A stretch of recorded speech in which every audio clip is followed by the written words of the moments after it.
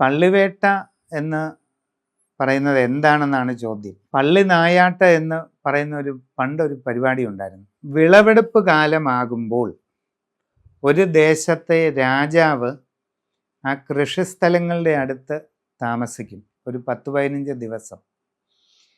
കൃഷിക്ക് പ്രവർത്തിയെടുക്കുന്ന പണിക്കാരും കർഷകരും അതുമായിട്ട് ബന്ധപ്പെട്ട് വരുന്ന എല്ലാവരും ഈ രാജാവിൻ്റെ ചുറ്റിലും ഉണ്ടാകും.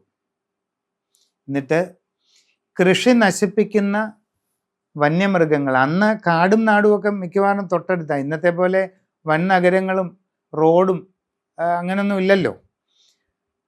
അപ്പോൾ ഏത് നിമിഷവും വന്യമൃഗങ്ങളുടെ ആക്രമണം, കാട്ടാനയും അതുപോലുള്ള സംഗതികളൊക്കെ കൃഷിസ്ഥലം കയ്യേറാം. അപ്പോൾ അങ്ങനെയുള്ള ജീവികളെ നായാട്ട് നടത്തി ഓടിച്ചു വിടുക, അത് കൃഷിക്ക് വിളവെടുപ്പ് തുടങ്ങുന്നതിന് മുമ്പ്, അതായത് വിളവ് പാകമായി കഴിയുമ്പോഴാണ് ഈ മൃഗങ്ങളുടെ വരവ്. ആ സമയം തൊട്ട് അവിടെ ക്യാമ്പ് ചെയ്ത് രാജാവ് നായാട്ട് സ്ഥിരം നടത്തിക്കൊണ്ടിരിക്കും.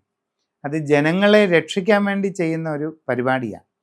അഥവാ ജനങ്ങളുടെ കൃഷി രക്ഷിക്കാൻ വേണ്ടി ചെയ്യുന്ന ഒരു ചടങ്ങാണ്. ഇത് നൂറ്റാണ്ടുകൾക്ക് മുമ്പ് നിലവിലുണ്ടായിരുന്ന കാര്യമാണ്. അതിനെ അനുസ്മരിപ്പിക്കുന്നതാണ് പള്ളിവേട്ട. ആ കൃഷിസ്ഥലത്തിന് ചുറ്റും താമസിച്ച് വേണ്ടത് ചെയ്യുന്നതിന് തത്തുല്യമായ ആക്ടിവിറ്റിയാണ് 10 ദിവസം നീണ്ടു നിൽക്കുന്ന ഉത്സവം. അത് തീരുന്നതിൻ്റെ തലേ ദിവസം രാത്രിയിലാണ് പള്ളിവേട്ടയ്ക്കിറങ്ങുന്നത്.